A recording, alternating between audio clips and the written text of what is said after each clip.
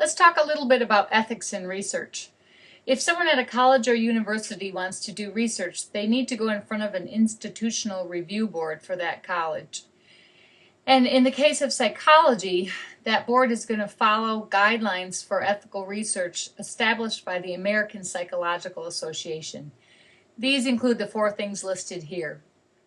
Informed consent means that people sign a piece of paper that lets them know what they're getting into in a research experiment or a research study. You don't need to tell them all the details of the study, but you need to let them know enough about what the study is all about. The second important thing is confidentiality. You need to make sure that the data you collect is only seen by you and perhaps your research team. And you never want to identify people by first names. You don't want to say, oh, can you believe what Sally wrote on her survey? That would not be ethically sound.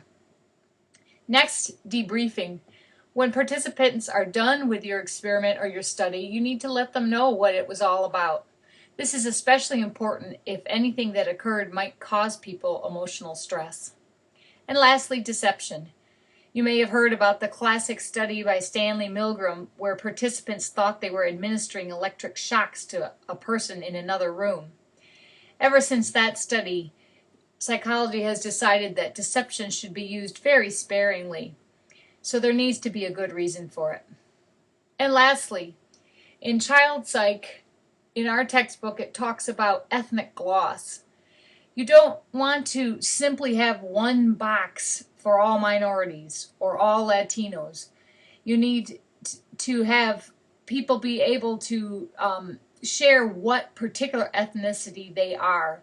Don't gloss over a group and assume that people are all alike. And that's all I have to say at this point about ethics in research.